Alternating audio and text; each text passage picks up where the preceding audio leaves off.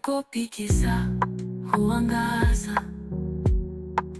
Haki haijawahi kufa, inasimama.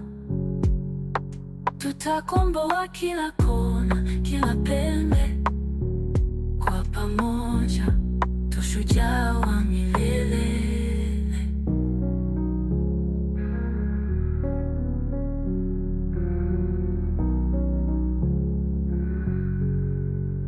Mwezi hauogopi giza, huangaza. Haki haijawahi kufa, inasimama. Tutakomboa kila kona, kila pembe. Kwa pamoja, tushujaa.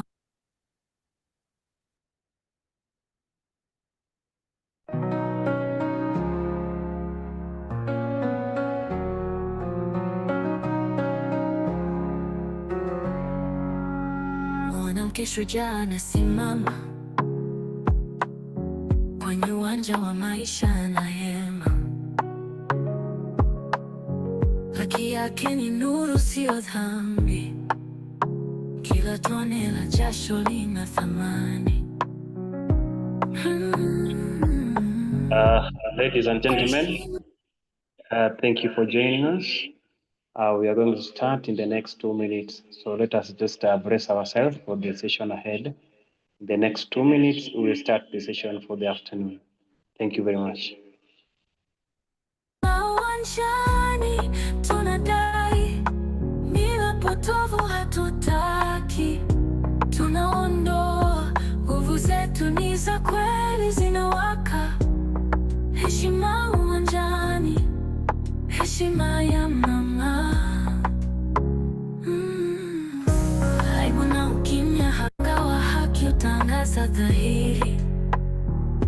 Wanawake wakiwa pamoja tunaweza. Nguvu za mabadiliko ni za kipekee. Tutasimama, tutaimba kwa sauti moja. Tutaungana, heshima tunadai, mila potovu hatutaki. Tunaondoa, nguvu zetu ni za kweli, zinawaka. Heshima uwanjani, heshima ya mama.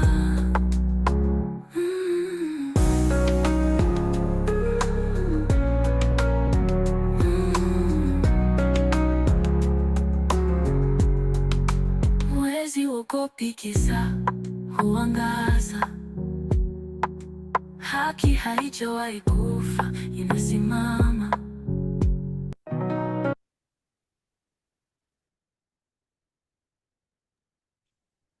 Ladies and gentlemen, good afternoon, good evening, good morning from whichever part of the globe you are listening or watching us from.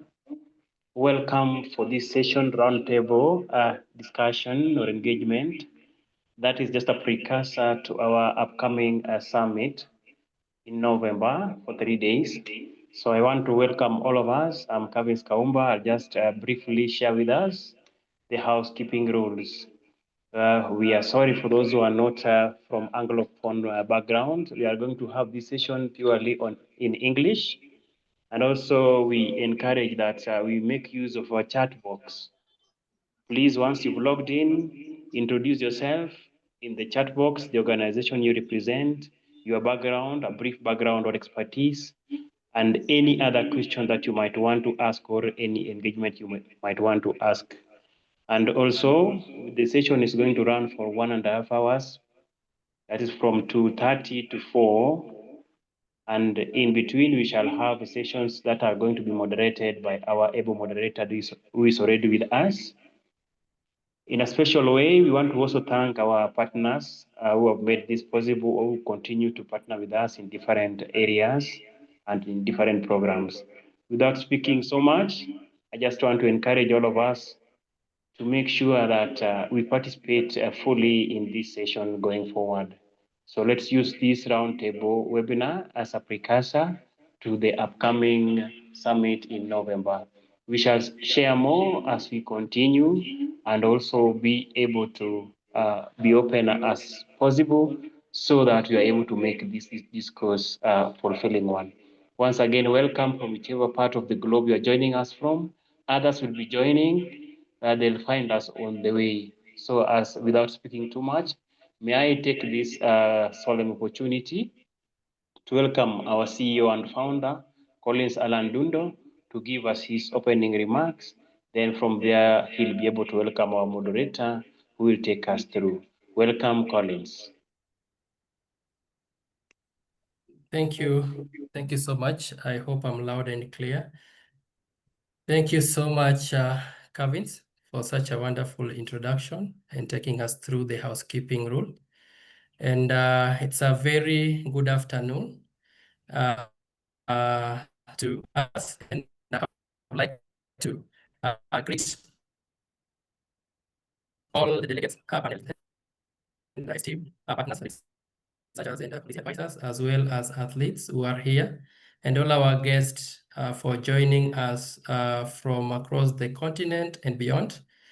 On behalf of the Youth Initiative Development Program and our valued partners, it is my distinct honor to welcome you to this critical discourse that is dignity in play, which is very key in sports, in advancing menstrual health management and also addressing sexual gender-based violence in women's sports in Africa.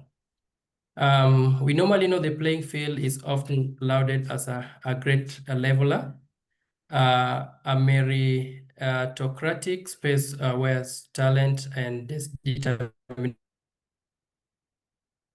the sole determinants of success. Yet for millions of girls and women in sports across Africa, this idea remains a distant reality. The arena intended as a crucible for empowerment is too often a site of a systematic failure where an athlete's potential is compromised, not by a lack of skill, but by a lack of dignity. Today, we convene not to restate the problem, but to reframe them.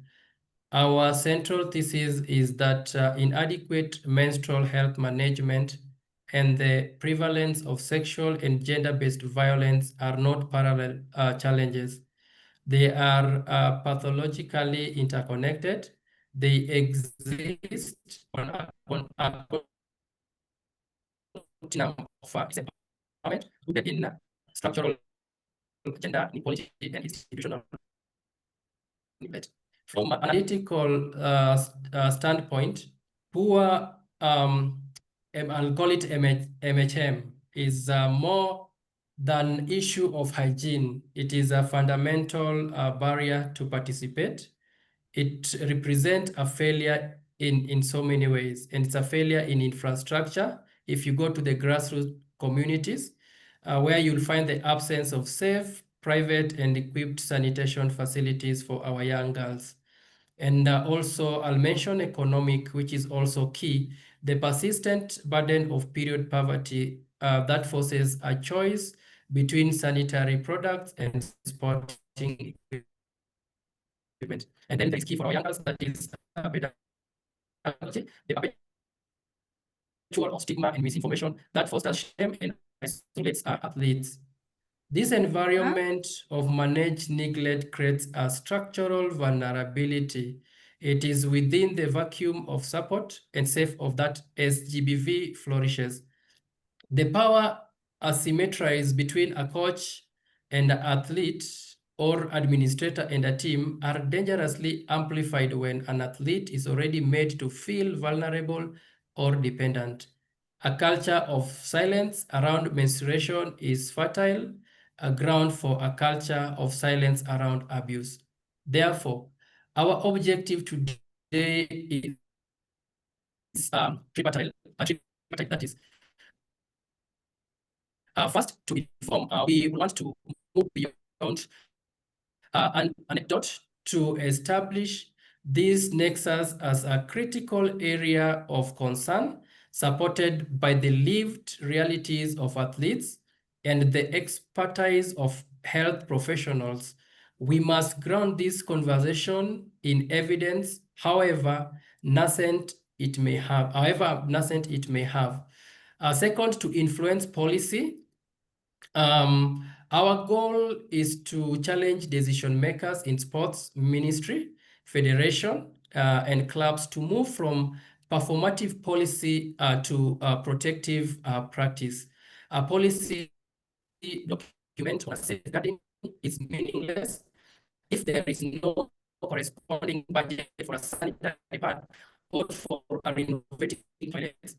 A zero tolerance stance on SGBV is toothless without independent, athlete-centered reporting mechanism that dismantle the very power structures that enable abuse. We are here to advocate for a new policy architecture, one where an athlete psychological and physiological safety are non-negotiable line in items in every sport budget and strategic plan. And third, to trigger research, because we cannot do this without research. The academic and research communities have a vital role to play in this. We are operating with significant data deficit. We call upon our universities or research entities to interrogate these issues with scholarly rigor. We need longitudinal studies on the dropout rates of female athletes and their correlation to MHM access. We need qualitative research that documents the lived experience of navigating these dual threats. We need policy audits that measure the real world efficacy of existing safeguarding frameworks. This roundtable should serve as a clarion call for a new, robust research agenda dedicated to safety and dignity in women's sport. In conclusion, Youth Initiative Development Program has convened this roundtable because we believe that ensuring dignity is not an add-on, it is the foundation upon which all athletics achievement is built. We are not just discussing problem today, we are architecting a blueprint for a future where every girl who steps onto a field, a court or a track can focus on her performance, secure in acknowledge that her dignity is protected by the very system designed to uplift her. Ladies and gentlemen, I would also want to say that this is just a roundtable also, which will lead us to our summit, which is coming in November. We call upon all interested stakeholders to be part of this. And let this be a conversation that generates not just light, but heat. The heat required to forge real, lasting, and systematic change. Thank you so much, and I would like to hand over to our moderator to guide us through this vital discussion. Over to you, Valentine. Okay, thank you so much, Collins. Thank you for setting the stage and giving us just the background of this roundtable Dignity in Play, and looking forward to this engaging discussion. So hello, everyone, from wherever you're joining us from. I've seen very many people. I've seen someone from Zimbabwe. I've seen someone else saying they're in Tanzania, and also other people in Kenya. So welcome, everyone. My name is Valentine Kamau. I'm a global health consultant, specifically focusing on partnerships and stakeholder engagement, and I'm honored to serve as your moderator for this important conversation. So I'll just say a few things about this roundtable because Collins has already set the stage. So why are we here today? Because sports is one of the most powerful engines for empowerment and leadership for girls and women in Africa. But issues like inadequate menstrual health management and sexual and gender-based violence undermine this potential. In fact, I was just thinking it's such a timely discussion because, as most of you may know, there is the CHAN football championships going on, and now we're talking about, dignity in play for women. So a very timely discussion. So today we aim to elevate the lived realities of athletes, showcase practical solutions, and define a rights-based framework for safety and dignity. So to further frame our discussion, we'll now hear from three distinguished speakers, and I will just briefly introduce them, and then we'll just hear from them. They'll also tell us a bit about themselves, and then we'll just dive into the questions. So we have three speakers today. There's Angeline from UNESCO. She leads the Fit for Life initiative. She is a security professional, and she has specialized in forensic investigation and organizational security. A very deep background. She'll also tell us more about herself. We also have Hilda Nganja, country coordinator, Project Girls for Girls. She's a social worker and children rights defender. She's also a women's rights activist with experience in working with different campaigns against gender-based violence. And we were also supposed to have Leshan Kereto from Tareto, Africa. But unfortunately, he's not able to join us. But there's a very able representative by the name Mercy Yego. So she will also tell us a bit about herself when we get to her. And so thank you for joining us, speakers. And so I'll just allow each of you to just briefly introduce yourself, and then I will pose a question for all of you, and then we'll go into the individual questions. So we can just start with Angeline. Over to you, Angeline. All right, thank you so much. I believe you can hear me. My name is Angelina Buire Chola, security professional, bachelor's of criminology and security studies. Majorly, I majored in forensic investigation. At the moment, I'm in the process of just practicing it, but currently working with UNESCO under social human sciences, whereby I help in leading Fit for Life program and change mentality. Fit for Life program came at a point of when we were the global and African in general, we were attacked by COVID 2019. And during that period, many people were indoors, including our kids and everyone. So the education system introduced online education. Our working environment, people were working from home. So during that moment, we were not physical enough to do some kind of physical activities in terms of exercise, and the rate of obesity were very high, especially with school-going children. So Fit for Life came at a point where we introduced physical activities, just trying to be fit enough. And that's when the program now came in place, whereby we used it in sports program. And then we also positive, it's change mentalities. We promote positive masculinity through sports. Recently, we have seen in Kenya and Uganda also, we have had issues of femicide cases, and we can't handle femicide on our own. We all need all the stakeholders. We need everyone involved to be able to champion and to end femicide cases. So we thought of bringing men on board, whereby we talk about femicide cases, causes, challenges, why is it happening with our boys?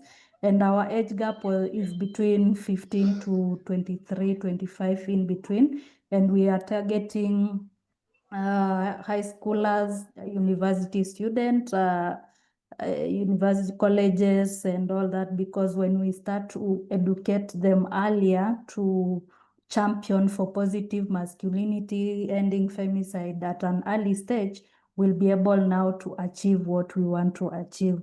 So working with UNESCO at Nairobi Regional Office for East and African continent. Thank you so much.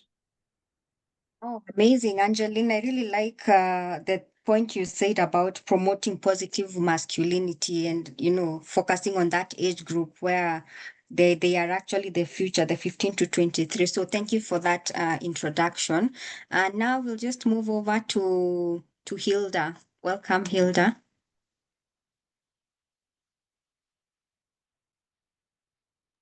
Thank you so much, Valentine. My name is Hilda Ngaja. I am a founder and the executive director of an organization called the Raising Up Friendship Foundation. The organization focus on positive parenting and gender equality. Although we have added other programs like sexual reproductive health, mentorship, and especially mentorship to girls and boys. We are working with children, the under 19, and our organization work mainly in Tanzania mainland. And we are working with different stakeholders in order to make sure that our mission and vision of positive parenting and prevention of violence against children is going forward. So I'm very delighted to be a part of this roundtable, this conversation. This conversation is very important because it aligns with what we are doing. We are also working with football clubs and other stakeholders who are benefiting from our programs. Thank you so much. Thanks, Hilda. I really like you talked about the positive parenting, being a parent myself. So really interesting stuff you're doing there in Tanzania. And now we'll move over to Mercy Yego, who is representing Leshan. So welcome, Mercy. Tell us about yourself. Happy to have you here. All right, thank you so much. Good afternoon, good day to everyone. Lishan sends his apologies. He is unable to join due to his health. But I hope I'll be able to represent ably. So again, my name is Mercy Chelanga-Tiego. I am a lawyer by training, and I specialized bachelor's of law and a master's in public health. So my area of specialization is public health law. And I also serve as the regional representative, East and Southern Africa, of the Global Youth Consortium Against Harmful Practices, that is FGM and child marriages. And in our work in the consortium, we do incorporate sports as a means of, advocating for the end of FGM and child marriages. So we engage men and boys through sports activities and to pass on the message, on how to end FGM and child marriages. So I'm happy to be here. I've worked closely with Leshan in ending, on work on SRHR, female genital mutilation and child marriages. So I'm happy to be here. Thank you. Thanks, Mercy. Very interesting that you're a lawyer and also a public health specialist. You'll bring some very wonderful insights over here. So thank you so much to our speakers. You can see that we have a very rich panel. Everyone will have very interesting nuggets to share with us. And at the end of it all, we will move this forward and just, make a change for the women. Okay, so now moving on, there's I'll read this statement just to all of you and let us hear your insights about it. So from where you sit, what does dignity in play look like in practical terms for, a girl or a woman in Africa today who is an athlete? So what does it actually mean in your own terms? If we're trying to explain this to everyone, even people not in the sports fraternity. So what does this dignity for play look like? We can start with Hilda.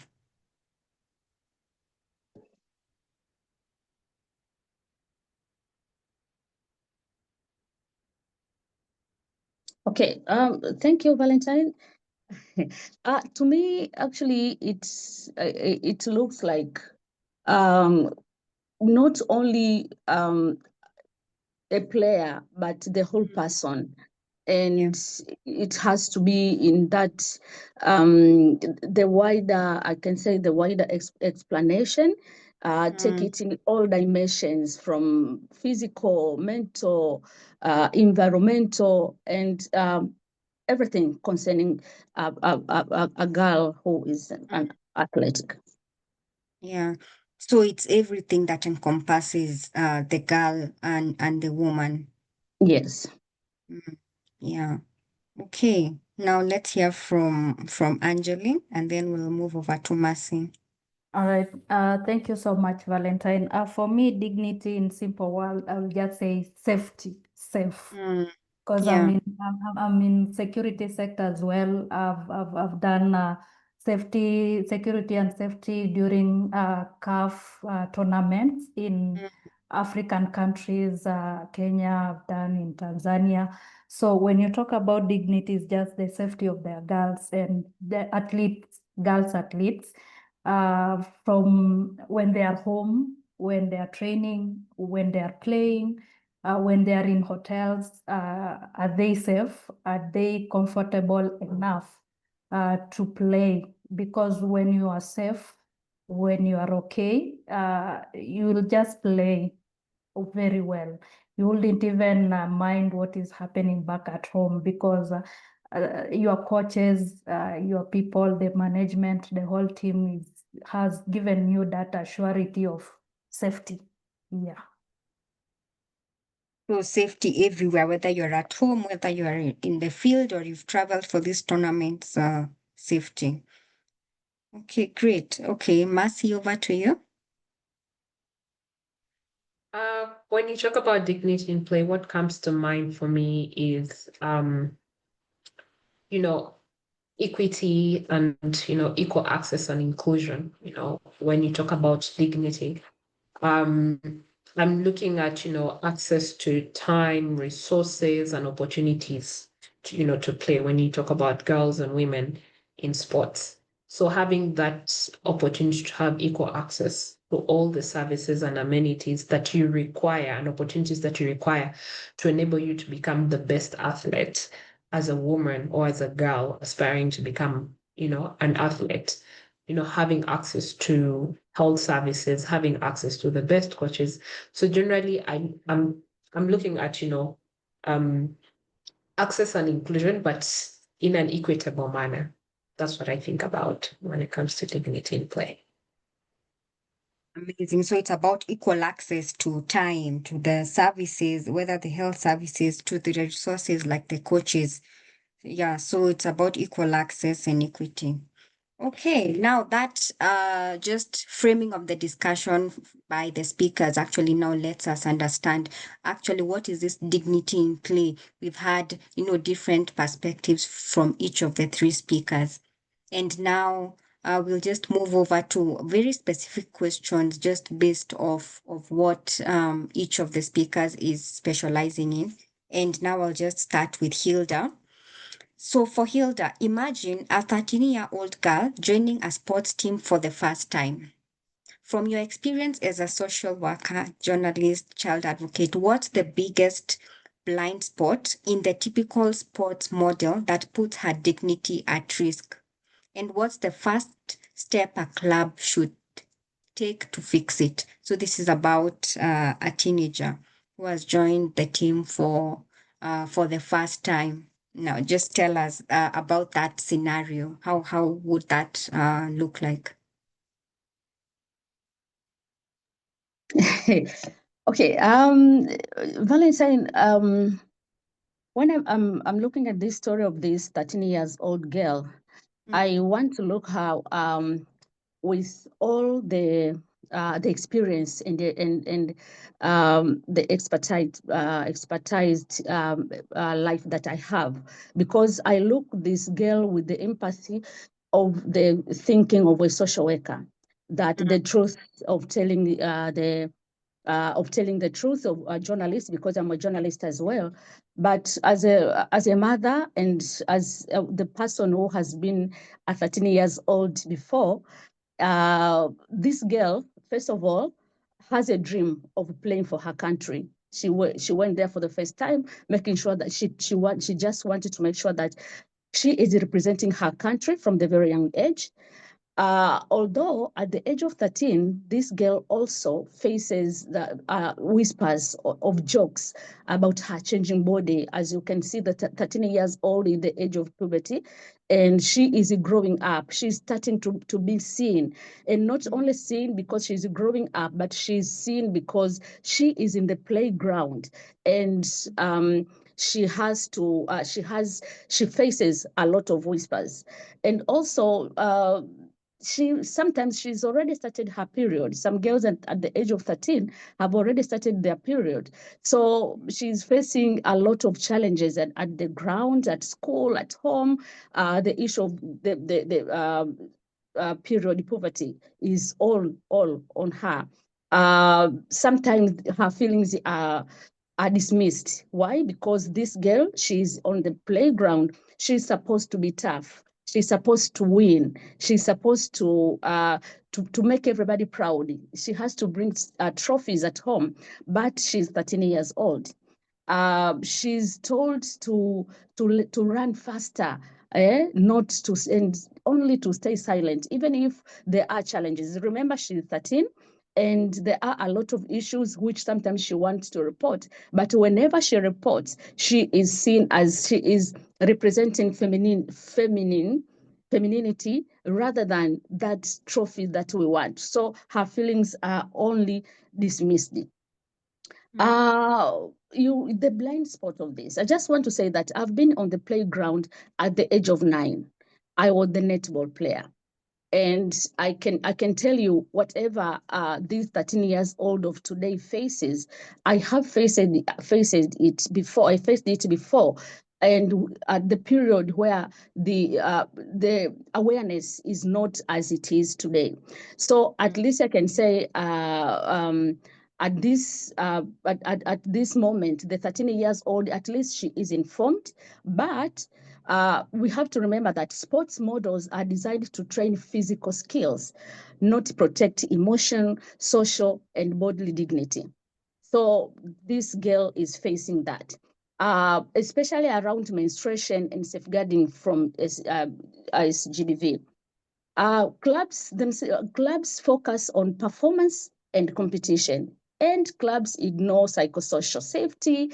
Clubs ignore menstrual health support. Clubs ignore policies on harassment, grooming, and abuse. All of those are ignored, but they are focusing on trophies, winning, and everything. So this silence of it creates the invisible risk to this 13 years old girl, especially at her age, because in the age of being listened, trained, and being brought as a complete human being. But unfortunately, a 13 years old in this age is on the pitch, and everybody is only concerned about her talent.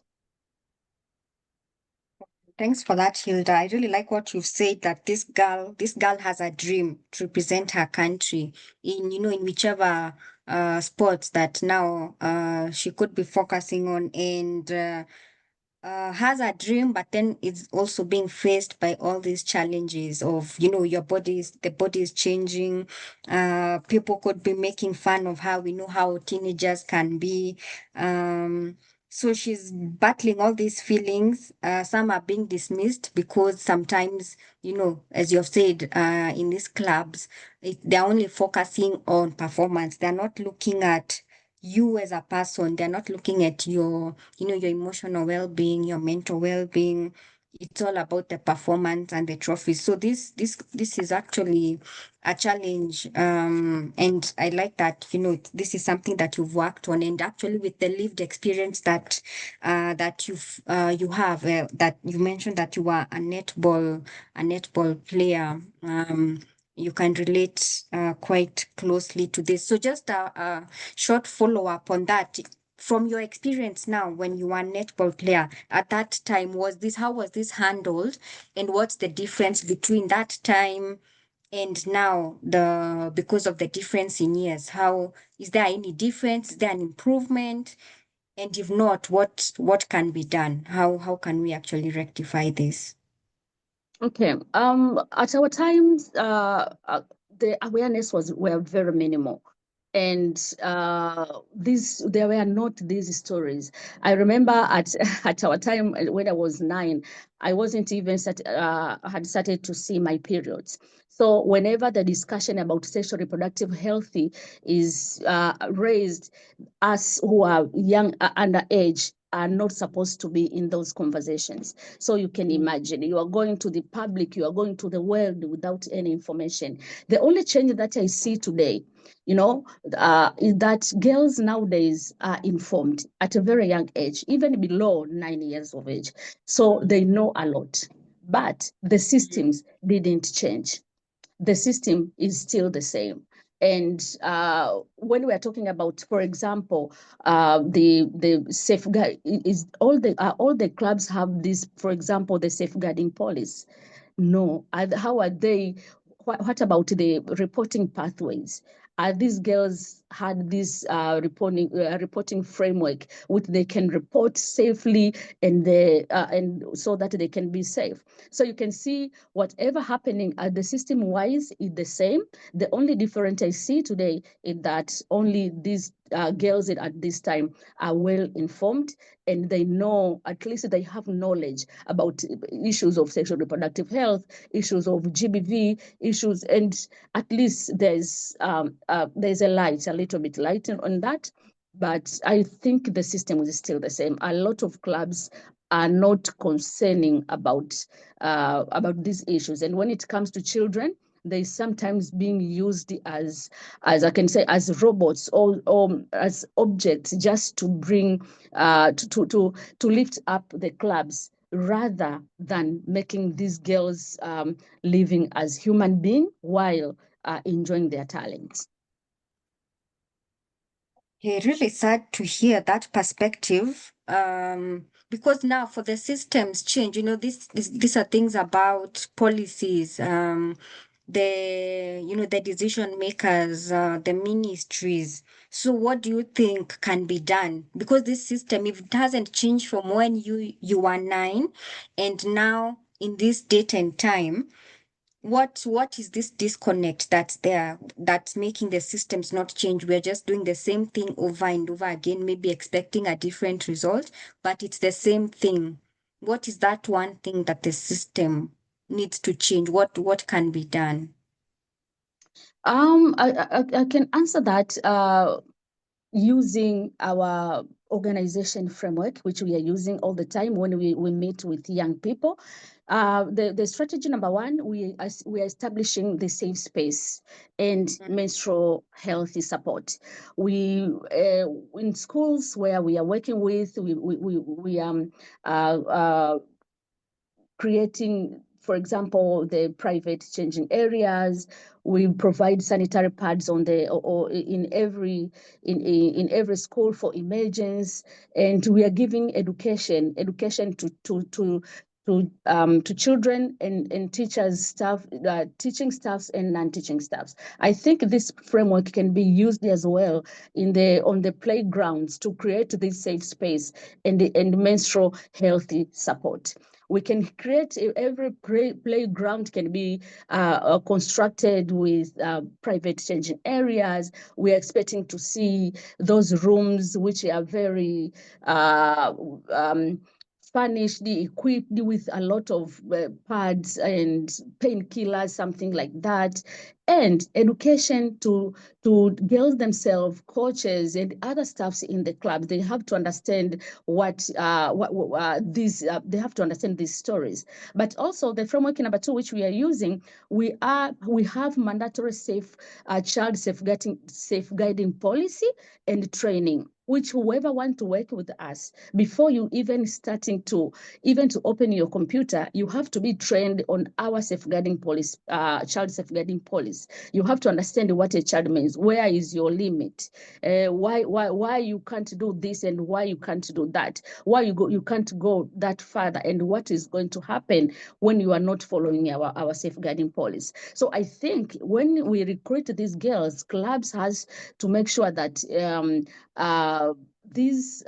there are policies in place which are safeguarding these girls, because you know they are at risk. No parent is there, and sometimes they are in the camps where they are only them, coaches and other people who don't understand these things. So we have to train them before even you are starting these clubs.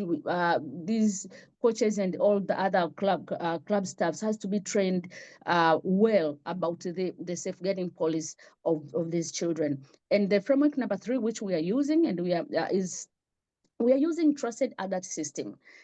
Each girl or every child has to be mentored by the trained mentor who has been trained about this safeguarding policy, PSEA, and everything. So these mentors they are like the reporting pathway to these girls, because they are trusted person, and we do the due diligence all the time. We are making sure that we are doing the follow-up to see how these children are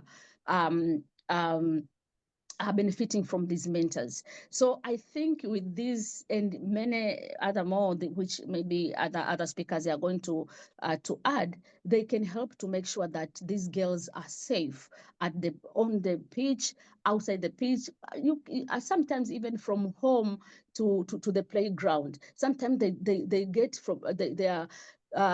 They finish their exercises very late. What is the policy there to make sure that they are reaching to their home safely? They get out from there themselves at night or at late, very late. Who is taking care of them? Parents knew that my girl is on the playground with the coaches and everything. When coaches just say, okay, now exercise is over, it's you now. How are you going home? What did the policy says? So I think that is what I can say. Okay, wow. Thanks for that clarification. I really like the points about, the 3 ways that this can be tackled, even starting from the ground up and then moving up. So the safe spaces where there's the menstrual health support, private changing areas, and then there's the mandatory safeguarding policy and training. That's a really good one, because, training makes sure that the person who even if the girl joins in another month, the training is still the same. And then the last point about the trusted adult system, the trained mentor, that's really powerful. Okay, so now I will just move on to Hilda, to Angeline from UNESCO. So Angeline, your work bridges global policy and local practice. How do you train a male coach who might initially view menstrual health as a separate women's issue, and women's issue in quotes, and SGBV as rare? What's the key mindset shift you aim to create so that policies translate to daily commitment? So this is about, the male coaches who in the sports field, there are more, definitely more than the female coaches. So how do we shift this perspective? Over to you, Angeline. Thank you so much, Valentine. And before I answer your question, I've just something came into my mind when Hilda was talking about safeguarding, and it's really saddening what is really happening in sport industry. Recently, Aga Khan, there has been a report that was shared by Aga Khan University Graduate School of Media and Communications, where it revealed that sports fans and coaches have been ranked as the leading perpetrators of sexual and gender-based violence against women athletes, that is across Kenya, Uganda, and Tanzania. And it's saddening my country, Kenya, is leading in that. And when we talk about the SGBV coaches, training coaches, one thing I usually ask when I train a coach or when I'm in the sports field and I start training coaches, I always ask this simple question.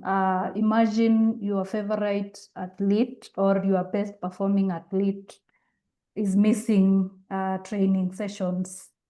What is it that usually comes into your mind? And most of the time, because Hilda has talked about these coaches and the team management, they only worry about the performance, trust, and respect on the field. So when it comes to whereby their favorite athlete is missing, the most answers that I usually get is, oh, she's disrespectful, or because she's a girl, maybe she has some relationship issues that maybe it's eating up onto her. And then I pause a little and I'm like, what if what you are thinking is not true?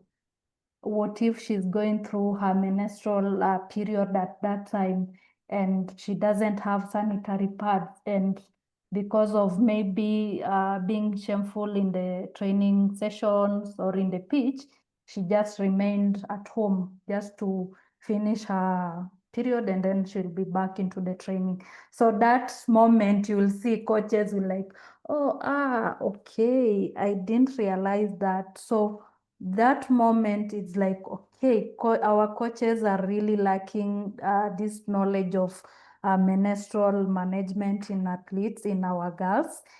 And by doing so, I will start by with my personal experience and the way I've been working with UNESCO under Fit for Life.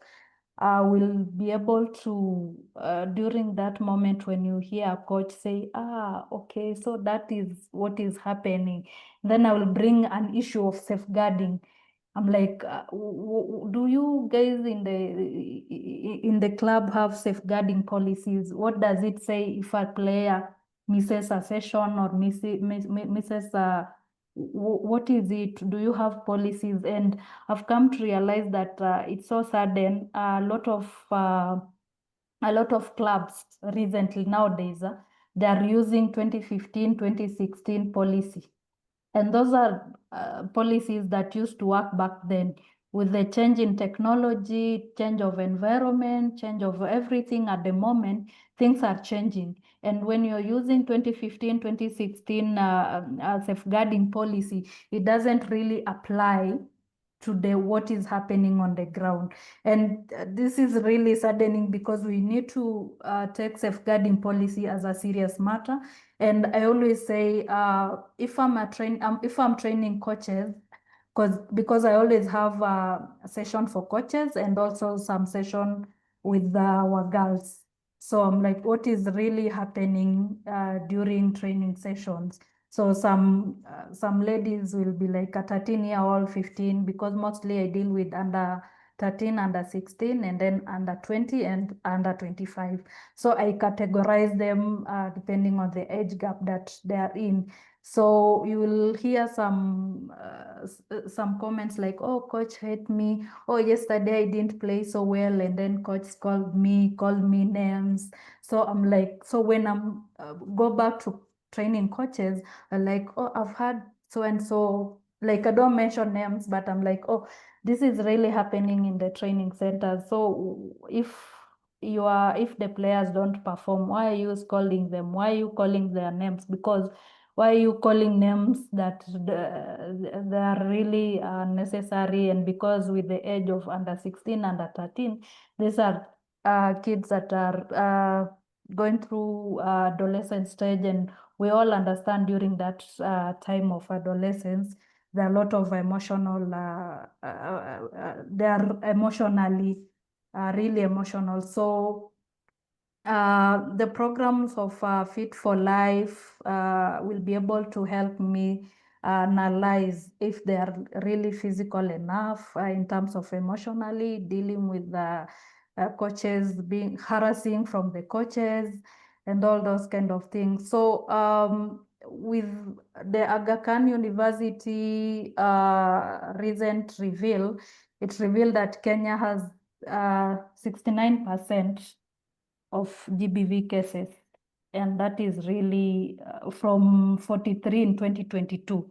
So you can see the number has really the number has gone up, and this is according to the government data. And when you talk about 69% of GBV cases, these are really connected with menstrual management, because when a girl doesn't feel safe, how in terms of managing her periods, how sure are you she will be able to come and train? So we really need to talk about these things. We really need to educate our girls. For them, they are just being given a piece of paper. They're like, oh, sign this. So they don't really read, understand what is in the safeguarding policy papers. We lack reporting mechanism in our clubs, in our management period, because when a girl is insulted, she doesn't really know whom will I go to report to, because she fears she might be kicked out of the club, not knowing that she deserves to report, she deserves to be heard. So it's really sickening with the cases of SGBV, menstrual management. Coaches doesn't really understand that when you miss a training session, it's not because you are lazy or maybe you're facing some family issues. It might be you're going through a painful period moment and you just need someone to be there for you. Imagine when your coach calls you and tells you, oh, so-and-so, you didn't come today, sorry, one of the team members will bring you pads, will be able to give you support during this time. And when you are done, feel free to come when you are done and you feel like you're now okay to be back in the training session. That girl will never leave that club because she knows she is being supported by her coach. She's being supported by her technical team. She's being supported by her fellow teammates. So for me, I feel like we are really losing in terms of focusing on the winning spirit rather than when you are a sports person, there's a lot apart from just winning. So yeah, back to you, Valentine.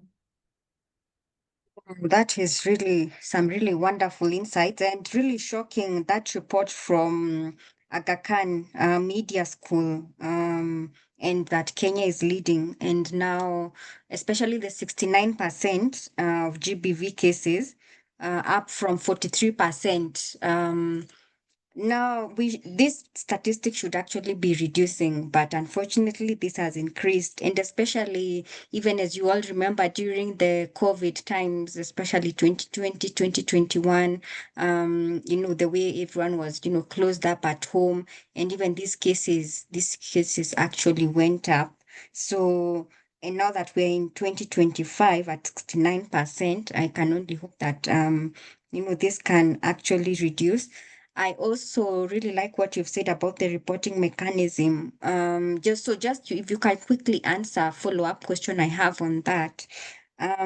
So is there a formal reporting mechanism? Is there like, how is this actually done? Is it in an anonymous way, or what can be done? Or is it like writing something on a note and then putting it in like a box somewhere? How would this actually be done? All right. We have there should be some reporting mechanism, and this should come from safeguarding policy per club that we have. For example, let's use Harambee Starlets.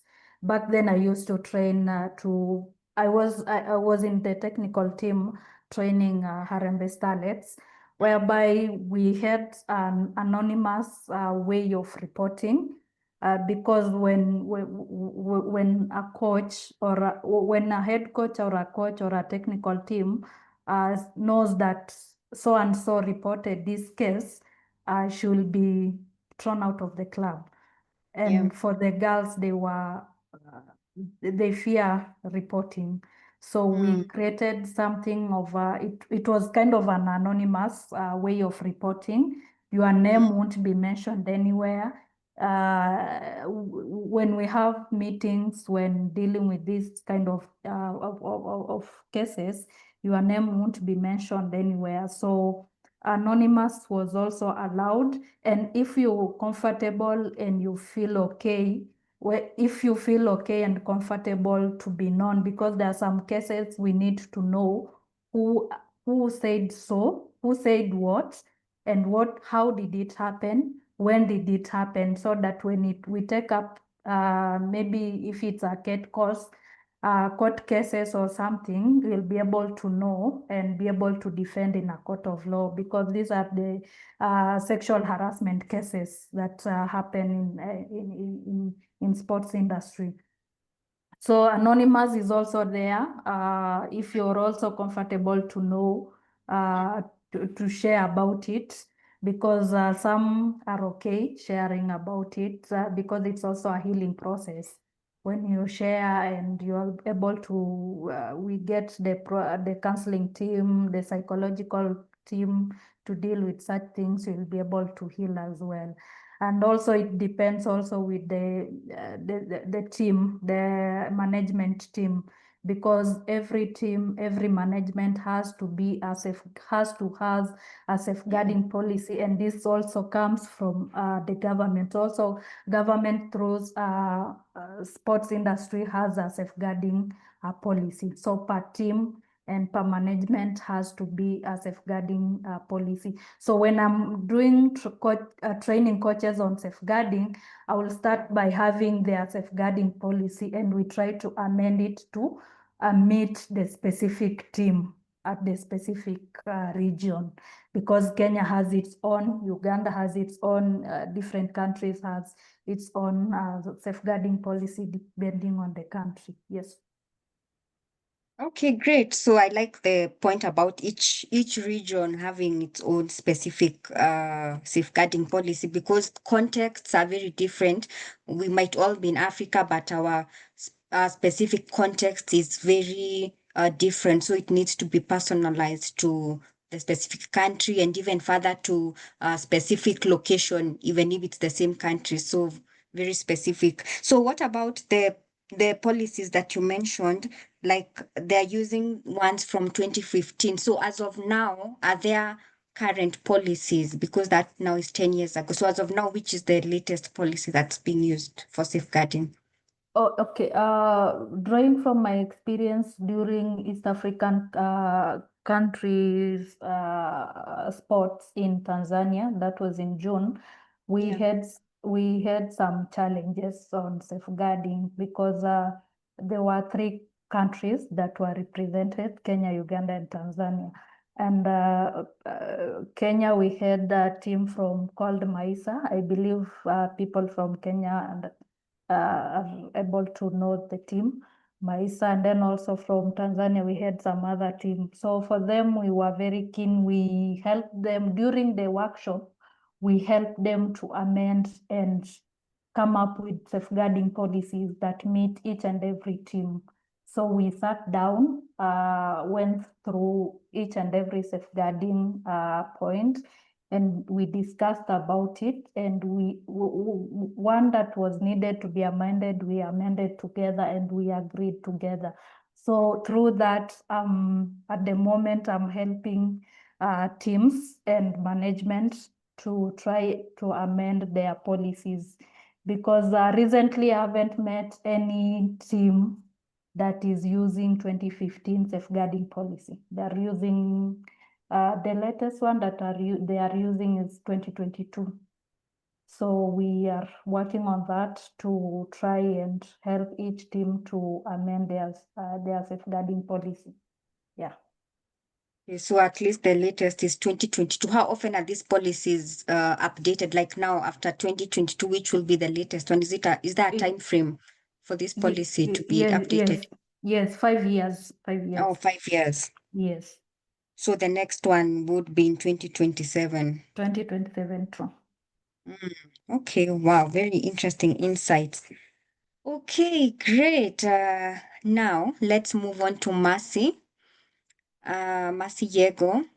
So for you, beyond policy, building a safe space is about building trust.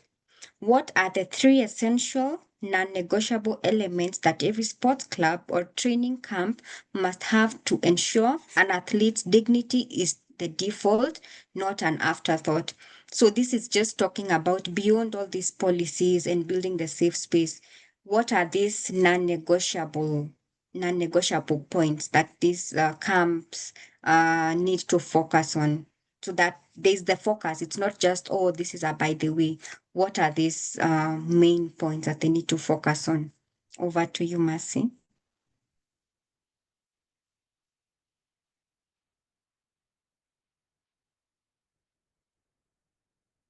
Are you with us, Mercy?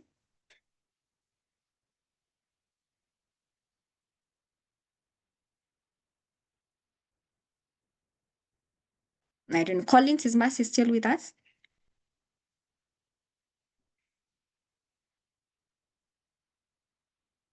Yes, she is. Mercy, you are able to unmute yourself now.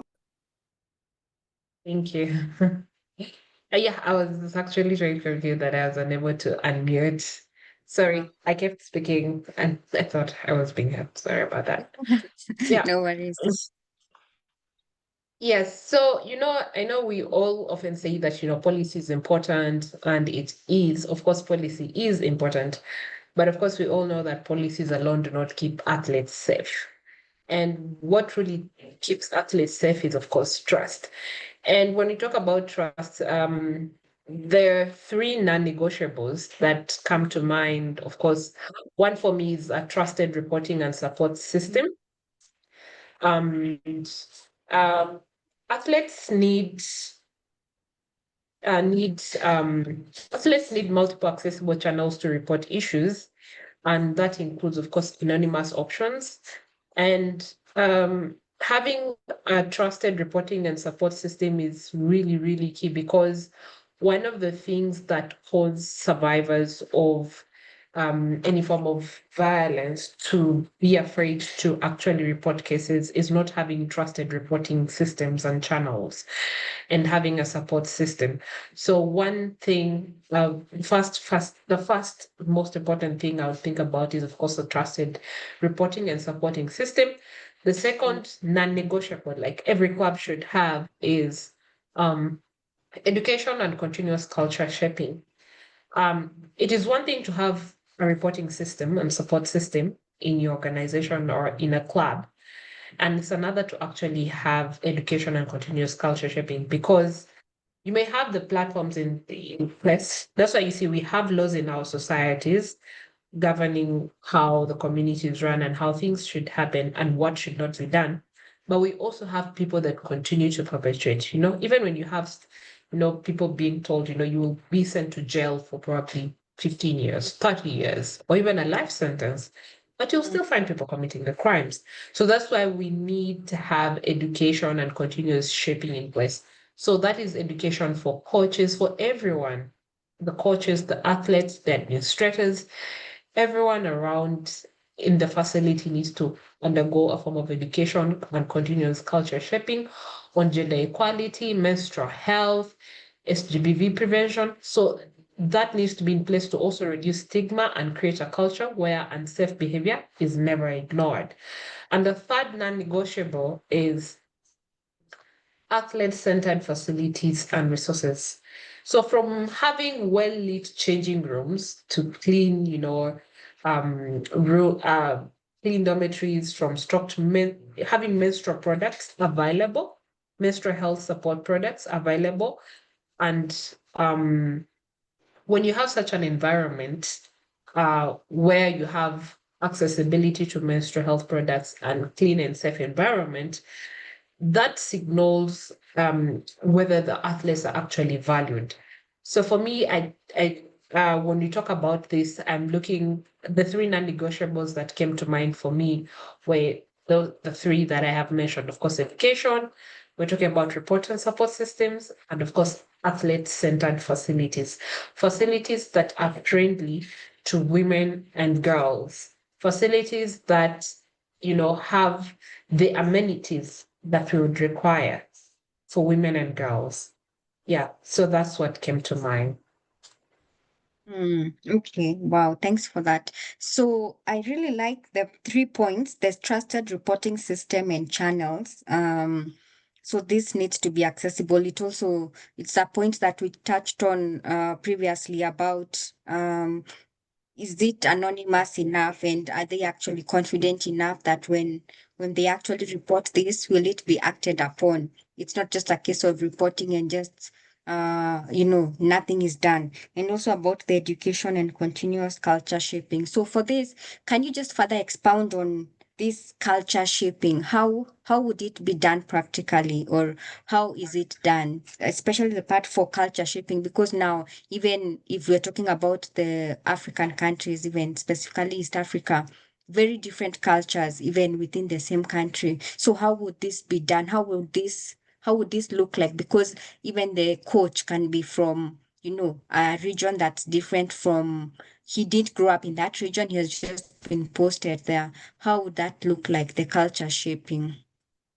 Okay, so thank you for that. So when I talk about culture shaping and education, we come from different societies, like you have said, and our different cultures shape our social norms. So in a club, in an institution where athletes come to a club, I would say in particular in this situation, there's what we call institutional cultures.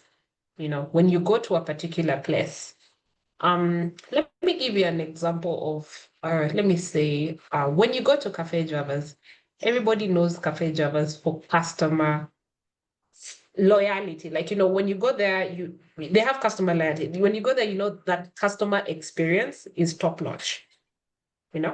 They will serve you with utmost kindness and politeness and how they communicate to you, and it will keep you going back.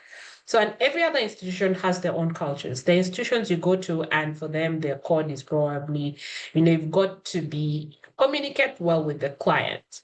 Now, when we talk about clubs and culture shaping, I'm looking at issues to do with creating an environment where we leave the patriarchal sentiments behind, an environment, a culture where communicating with persons of the opposite sex is not influenced by our tribal cultural sentiments, where you are able to communicate effectively and not, when you're instructing an athlete, your communication is not embedded with, the patriarchal or your tribal sentiments. So probably in your culture, they have taught you that, women should, do not look at a man when you're speaking. And then you're a coach, you've come to the club and you're coaching these female athletes and you're telling them, don't touch me in the eyes. It's disrespectful. Down, everybody look down.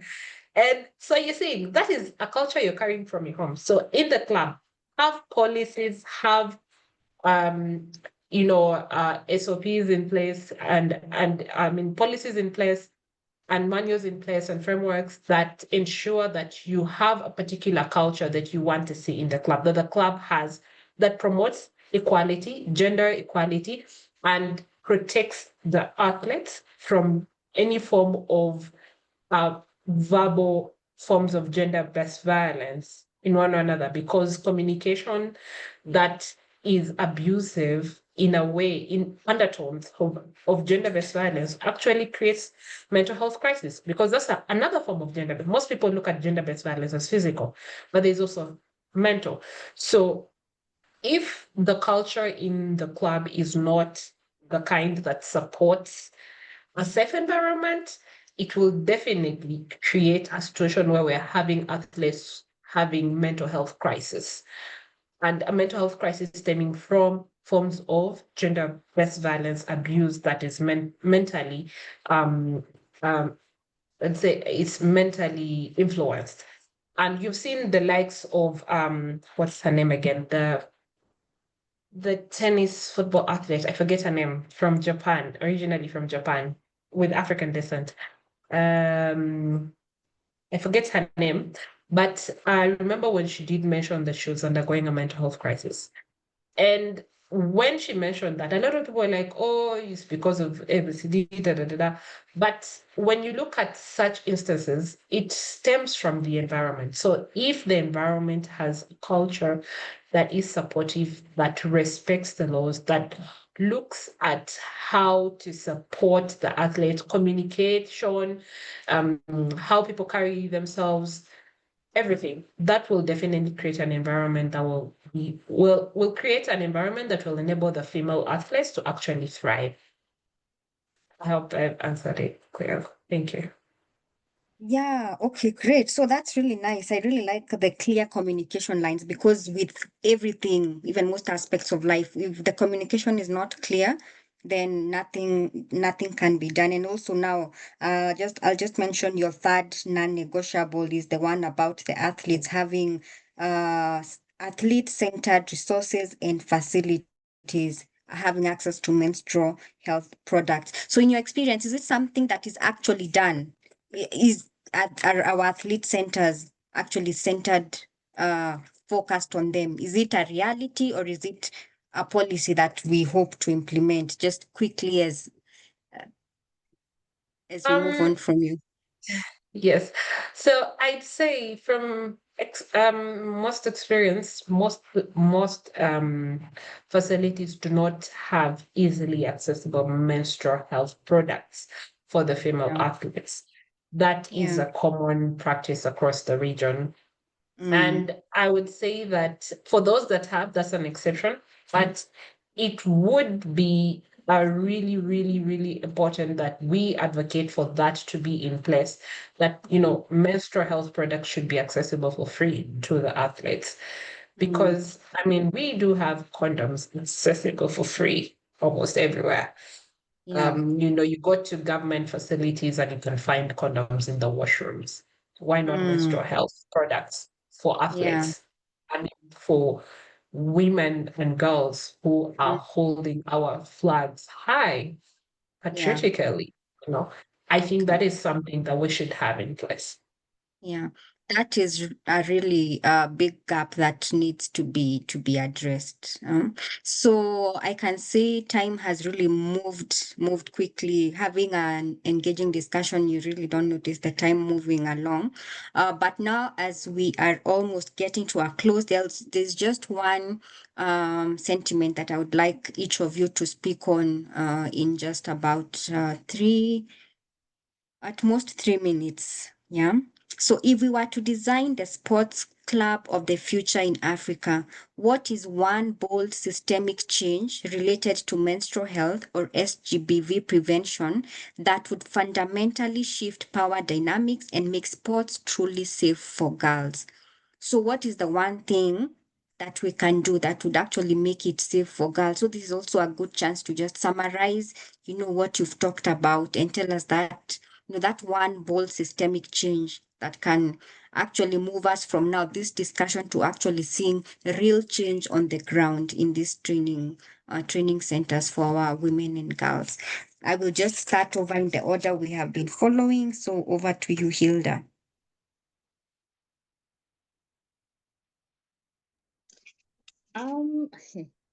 Well, I think I have like three things which I'm going to use my 3 minutes very very wisely.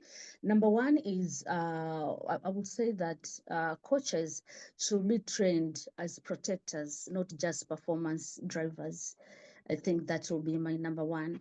And number two will be sports federation should make safeguarding and menstrual health as non-negotiable as physical fitness. They have to, that has to be there so that to make every girl and everyone in the athletes to be safe. Also, something about the community. We are not going to forget about the community.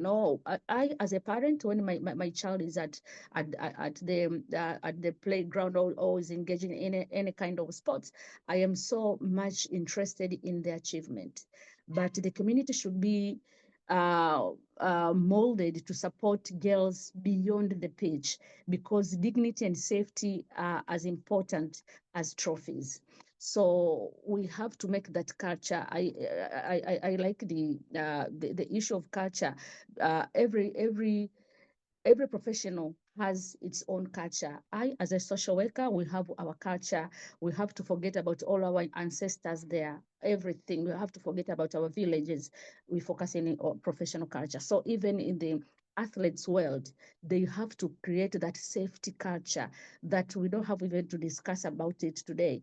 If they would have that culture and that culture could be followed and everybody could respect that. Thank you.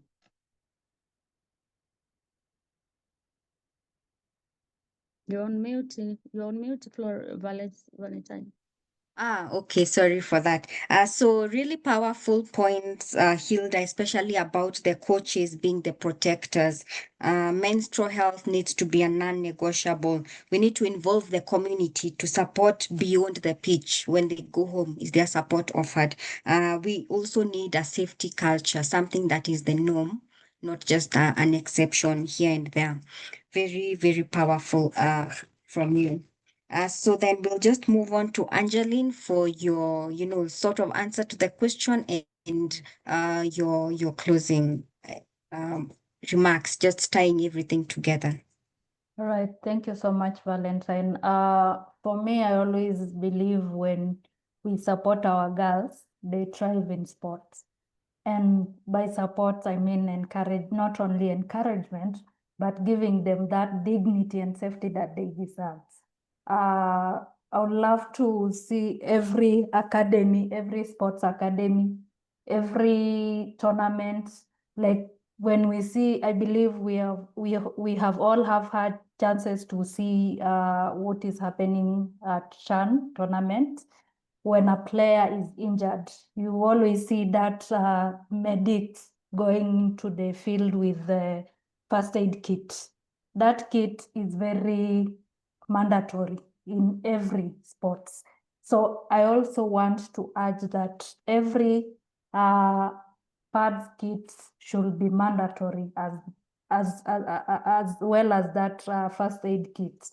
So every team, every management should have the pads kit in tournament when they are going for tournaments, when they are in training sessions, so that pads are very expensive. Let's be honest, pads are very expensive, and when we make them available cheap, we can make our girls very safe, and they will be very feel supportive enough to perform well in sports. And also for the coaches, when we have coaches that are non-judgmental, we can thrive so well in sports, and the abuse and harassment should be zero. We should tolerate, it should be zero tolerance for harassment and abuse. So when we do so, we are giving our girl safety and dignity to perform so well in sports, and not forgetting our men, our boys, our parents, and our leaders. It's so sudden. Recently, one of our leaders here in Kenya, I believe we have all seen the BBC documentary, what happened in Mai Mahiu. And yesterday when I watched a comment by one of our leaders saying that that documentary is fake, I really wondered if he has kids, if he has sisters, if he has daughters. So if our own leader can say so, what if our sports ladies, in athletes, in football, in volleyball? So we just need to make it, we can't tolerate that. So when we support our girls, have a very very policies that are working. Policies are there, yes, but the question is, are they working? How can we make them work? When someone says so in social media, talk about that the BBC documentary is fake, and we all clap for him and everything. So what is it with our policies? What does our policy say? So the same should also apply in sports industry. Yeah, thank you. Amazing. That's a really good relation, especially in regard to that BBC documentary and what is being said. A very alarming topic, and the response. So I really like your point about zero tolerance for abuse. We need to support the girls to thrive, and just like the first aid kit, the menstrual kit needs to be mandatory for all. So then now we'll just move on to Mercy, and I can see there are some questions from the audience, and I'm sure we will get to that. And if not, I know Collins will tell us how we will get to answer the questions. So over to you, Mercy. All right. Thank you so much. So I think my one point that I think should actually be the one thing that should be put in place, is I'm looking at, like we have all said, we do have policies in place. But of course, enforcement is one of those things that we do face challenges with, enforcement of policies and laws. And I believe in the athletes arena, in the sports space, and especially when in relation to female athletes, I would say having structures that come all the way down to the clubs that actually provide ability to implement and enforce the policies that we have on protection of women and girls in the athletes in the sports space. I'm thinking of something like a safeguarding officer or I'm thinking of something like a welfare or a safeguarding officer, somebody that is put in place, because I know these clubs, most of them are big facilities. They're not small facilities that you are going to look at probably handling practice, but having somebody in the institution that is trained and in charge of ensuring the safety and welfare of the girls and the female athletes. So it doesn't necessarily, everybody, of course, requires training on safety.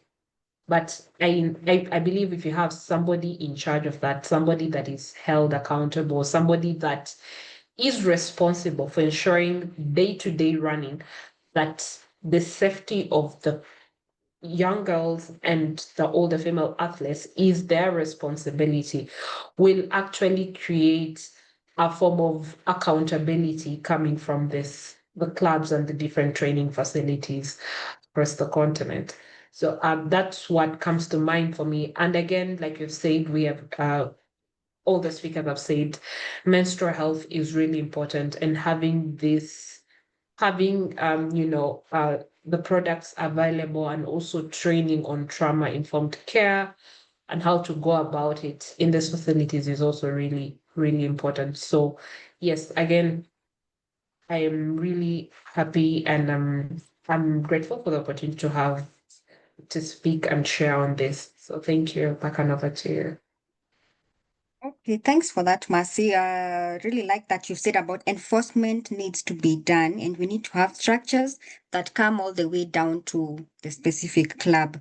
And the things that all you speakers have recorded, there needs to be a safeguarding officer who is in charge of the welfare. So the person who is answerable, who is even being told of any cases of, any alarming cases. So thank you for those reflections.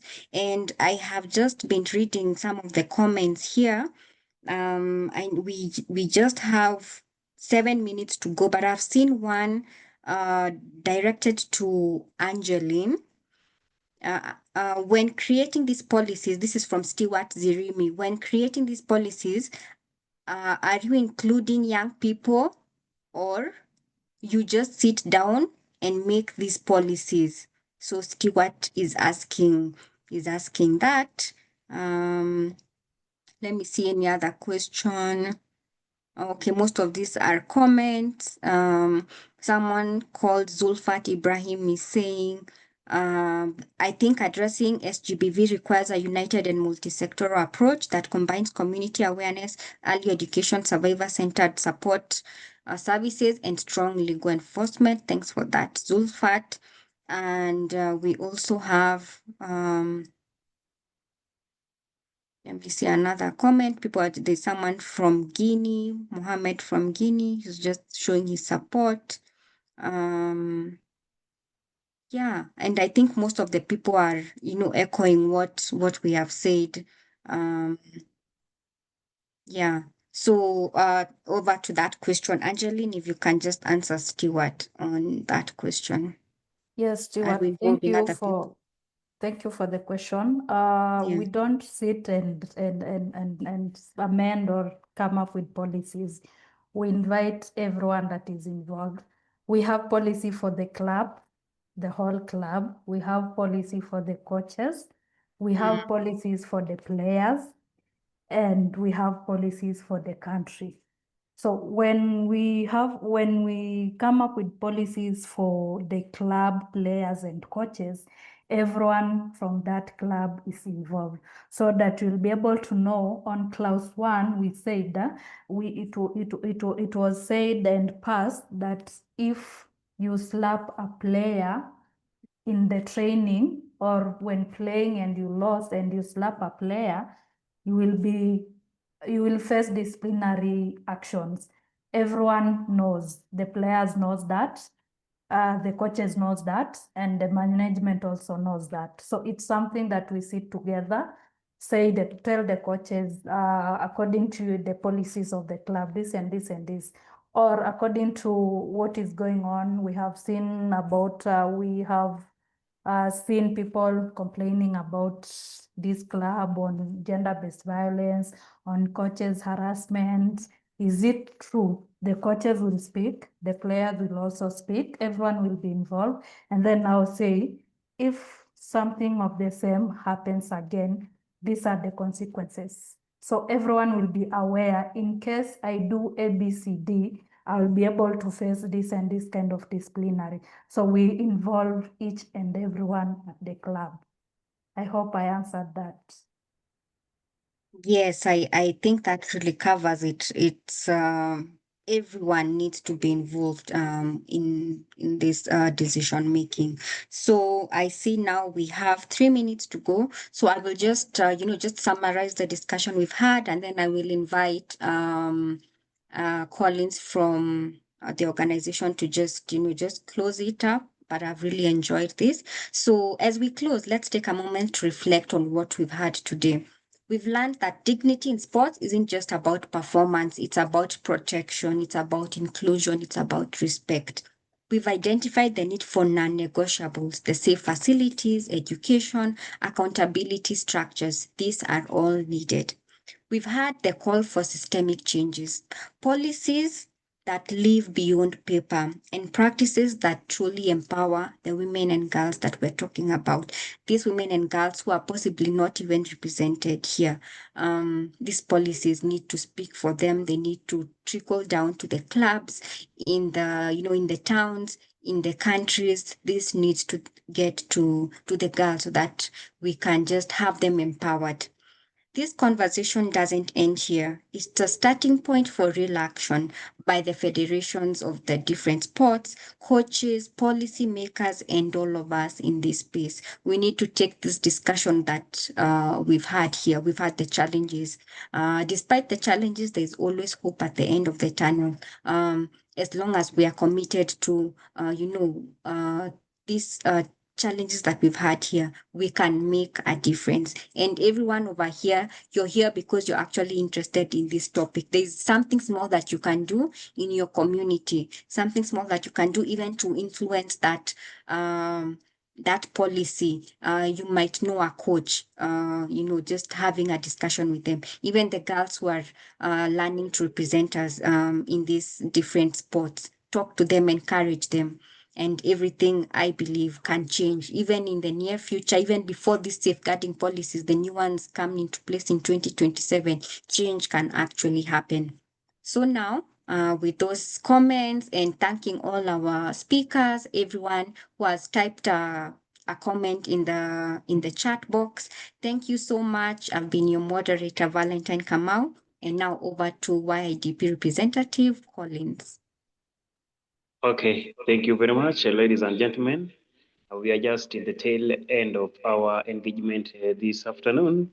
Without talking so much, I want to recognize those people who took time to be with us this afternoon. You are well represented by 7 countries in the world: Bangladesh, Zimbabwe, Kenya, Tanzania, Cameroon, Guinea, and South Africa. Others were with us in virtually. Some were commenting on the chat box. I want to thank all of us. And so, just as I mentioned in the beginning, this is just a precursor to our upcoming summit in November. Let us still find time to register. Let us still find time to partner with us. And so we have one final webinar or roundtable discussion coming up about drugs on the 28th of this month. So let's also be out in the lookout for the same, so that we continue engaging in this dicey discourse about our well-being and the well-being of our society. Thank you very much, everybody who made this a success, for the participants, for the moderator, and also for our panelists. Without speaking so much, may I usher in our CEO and the founder, Collins Alan Dundo, to give us his closing remark. Over to you, Collins, wherever you are. Thank you so much, Kavins. And I would like to take this opportunity to thank all speakers who have taken their time and shared their insight for today's discussion, because this is one of the important discussion which is seriously affecting young girls. Kenya, we do have talents, but it's true there are a bit of challenges that are preventing our girls from achieving their dreams. So from today's discussion, it's also clear that we have a serious gap within sports, and also we really need to come together from and join hands and be able to be in a better position to influence some of the policies that we have in our country. And it is true that sport issues cut across, and it's affecting even beyond Africa. But again, I really love what was mentioned with one of the speakers, that we have policies, but now actualizing these policies are the issue. Having been in sports through different academies, which is grassroots focused, we've seen real hand, I'll call first-hand situations that we met in our day-to-day activities of training. And we've seen a young girl starting training as well, but now around 13 years, you see like there is somehow a bit of laxity. And one of the thing that was coming also clearly was a bit of the situation that is in grassroots. No areas that they can change their parts. Some do not have sanitary pads. So you can imagine taking time training and also in your period. So it is really a bit of a challenge. And again, most of the guys that are really working with the young girls are I'll say are male coaches. And some of them really needs to be empowered. So there is need for capacity building for our coaches in our communities, so that they are able to understand and handle a bit of the challenges that our young girls are facing. So, ladies and gentlemen, I don't have much to say. I will just want to say that out of today's discussion, I strongly believe that we really need to, we will do our best with our partners to synthesize the key recommendations from today's dialogue, so that we see already places that have there. And also, I really love that UNESCO is represented, and we will be more than glad to work so close with you and see how maybe a bit of the areas that we can share, maybe the report and the recommendations that have come out of this discussion. Of course, federation is one of them, and also the sports initiatives, as well as ministry for sports. And secondly, This conversation serves as a crucial prelude to a larger, more inclusive platform. And I'm thrilled to formally announce that the insights that have been shared today for here will serve as a foundational pillar for the upcoming Sports Wellness Summit that will happen in November 19th to 21st. And we are still calling upon the interested stakeholders who can join us so that we make this day a success. If you can come in as a sponsor, if you can come in as a strategic partner, and also if you are interested to participate in one way or the other for this summit, you are more than welcome. And we were supposed to have series of webinars up to November, and I think we are just taking a bit of break to allow our teams as well to be able to reach out to different stakeholders now to be able to mobilize resources that will make this great day a success. So the summit will happen in Parklands, that is Cloud Suite Hotel, and if even we encourage you to reach out so that you can book ending. So, ladies and gentlemen, thank you so much, and I welcome you to register for our upcoming webinar, that is Virtual Roundtable on 28th of August, and we will be delving on mental health and substance abuse prevention or effects in grassroots sports. Thank you so much, and have a blessed evening.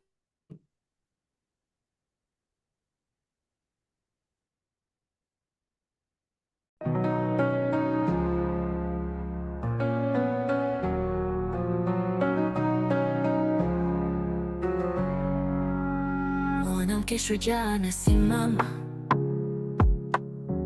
kwenye uwanja wa maisha, anahema. Haki yake ni nuru, sio dhambi. Kila tone la jasho lina thamani. Heshima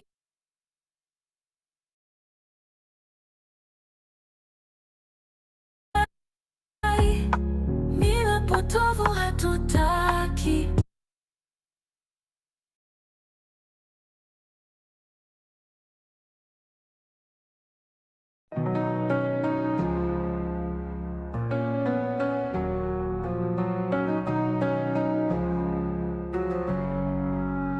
Mwanamke shujaa anasimama kwenye uwanja wa maisha, anahema.